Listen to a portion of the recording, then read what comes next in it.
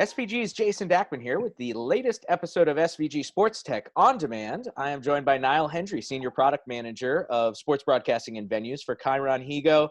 Niall, first of all, is everybody safe and healthy at your home, and where are you calling us from? So, hi Jason, I'm calling in from London today, or tonight, shall I say, as it's evening my side. Yes, everyone is very safe, very healthy, very well, apart from the dogs who I think are climbing the walls a little bit now. Yes. I hope everyone's safe at your ends. Good, yes. Everything same here, except my dog is losing his mind. But Yeah, the dogs are suffering. Yeah, I know. So again, NAB is not happening as a physical show this year, but ChyronHego's always extremely busy around this innovation cycle in the spring, right? So I'm sure you guys have plenty of new enhancements to existing platforms and products that you're bringing out for the sports space. Why don't you give us an overview of some of these new things for when sports comes back? Yeah, so we had a lot of things we were going to show at NAB this year. So whilst that's a disappointment, obviously the situation is what it is. That said, as you just said, sports is going to come back. When it does, it's going to come back with a bang. And as such, we got the product releases sort of aligned to do so. So with regard to, three big sports products that we have within our portfolio, Paint's latest version, Paint 8.1, was aligned to release just, in the springtime to hit the summer seasons for American and European football. That includes what we call the AllCam stitch. And that's a 3x UHD stitched panorama, which covers the entire field of play that's built into the Paint system. So that has an inbuilt disc recorder that then has a PTZ virtual camera inside of it. It means you can go to anywhere in the pitch at any time in the game. So we're sort of calling that the sports time machine. On top of that, we're also launching for both talent-driven and remote workflows, the Paint Web Remote. So you can now, via an HTML5 interface that runs on Google Chrome, which means it runs on any platform, we can then remotely control a paint system from anywhere in the world. For instance, one of our specialists last week in Virginia asked me to take control of his paint system over public internet, and I was able to do it with under a second's worth of latency in terms of the telestration across the Atlantic, which is pretty impressive. Rolling on from that, Paint's sister product, Virtual Placement, it has just been certified this year as part of FIFA's VOL, which is Virtual Offside Line, testing scheme to be certified for use within VAR systems and VOL workflows. That means that it's one of 4 vendors on the market that are able to be used to officiate offside lines in soccer during a live game, which is massive for us. It's a big accreditation from FIFA, and it really serves the football or soccer, depending on where you are in the world, market very well. But we didn't stop there with Virtual Placement 731. We were also going into an automatic AI-based keyer. So the chroma now is automatic. So you turn it on, you set the hue range. So if you're looking at basketball, you set it to that color. You're looking at football or soccer, you set it to that color, and it automatically keys the pitch out. So we're just reducing that operational workflow. And now we're also introducing a virtual basketball module. So we're going to be having our virtual clients, whether it's in college or whether it's in the American professional broadcasting space for the pro leagues, for the NBA and the WNBA. Now they're going to be able to do the same type of virtual graphics that you see on baseball, that you see on the American football and the soccer coverage that we do. So we keep branching out into sports, and we're really proud of that. The third release is, and that's just come out, is ClickFX Prime 3.5. Now, ClickFX Prime, as we've said before, is our next level of our ClickFX and our Prime products. It's bringing both venue control system and a real-time graphics CG into one workflow. So for one, you can now edit full Prime CG scenes, which means you can get a full graphics building live workflow and drop those graphics straight into your stadium infrastructure. So you can make the stadium pop instantly with real 3D real-time graphics. Another thing we've added in there is GPU and SDI workflow, what we're calling the event workflow, which means that out of the same system, you can control SDI-based screens, but GPU-based LED boards, which is huge out of one box. And the final aspect of that is integration of G-Sync.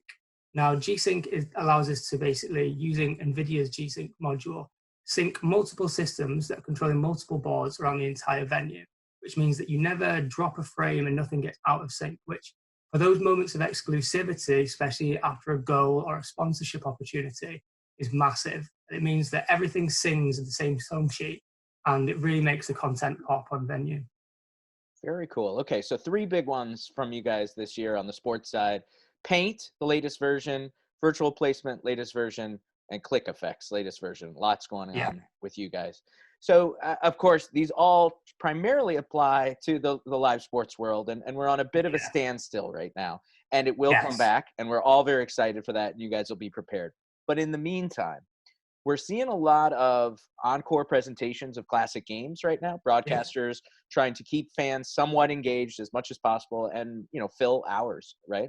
So it's one thing to just replay a game, but we're seeing broadcasters get a little bit more creative in how they're presenting these games. So how do some of these tools, and how are you working with broadcasters with some of these tools to make them a little bit more appealing to fans, where it just doesn't look like a VHS tape recording of a game from a few years ago? Definitely. So what we're doing is a couple of things. Is we're reaching out to our clients, both broadcast and venue, and just saying, look, how can we help you in this period? Like, is there anything you want to know? Is there more training you need? Is there extra content you need? Are there ideas you want to kick around? Because we're here to help. That's the main thing we are doing. Now, on top of that, we're looking at, particularly in the paint realm, going into classic games. As you just said, Jason, what broadcasters are doing is taking old content and rerunning it. So what we're saying is use Paint, which runs as software only on both Windows and released this week on Mac for media outlets and broadcasters, to actually allow producers, editors, and even talent to download the software onto their own laptops, do a telestration at home, and push it out as files back to base, where they can upload it to social media, to website, etc. The other aspect of things we're doing as well is actually utilizing that remote app that I was talking about, and encouraging broadcasters to do their analysis shows remotely. The remote app allows you to control Paint from an iPad. So if you had Paint running on your laptop and I was sat on my iPad here, we could share a screen and we could share a Paint instance, and we could both draw over the same clip at the same time over the internet. So what we're trying to do is say, do you know what? You can do your analysis show. It might be a little bit different, and it might look and feel a bit different, but the quality of the output won't be diminished. And when it comes to the click effects workflows, we're also saying to those clients, maybe look to have some content out of a Paint system, for instance, where you can push to your social channels. But also, let's take this time to really educate you about the evolution of this product and where it's gone from, where it's going to. And as I say, the CG capabilities that Prime offers in the Click Effects Prime workflow, and educate the market and our clients on how to be best prepared for when the sports season starts again. Because they are going to start again, and we want them to create the best content they can possible. Right, absolutely. And when they do start again, let's face it, it's going to be a different world, obviously, overall. But in our little corner of the woods with live sports production, setups are going to be different. We're going to see, I'm sure, more remote, more cloud-based systems as social distancing continues for quite a while, I'm sure. How do you see ChyronHego playing into this evolving ecosystem, and how can you kind of help broadcasters, give them the tools that they'll need to, work remotely and work differently? Yeah, as you say, I think what we've noticed in the last, especially 2 weeks, but the last month or so, is that, broadcast can happen remotely. And, people who were previously tied to a production workflow have now gone, well, we don't all need to be in the same place. We know that remote operations have been sort of prevalent in being pushed forwards already, but this crisis has probably accelerated that and probably put a lot of people's minds at ease about how robust it actually can be to produce remotely. So I think the production of sports remotely is going to accelerate in the next 12 to 18 months, and obviously in the next couple of months, but generally speaking, that production workflow will change, I think. Further to that, cloud-based workflow is really where we're looking at clients who are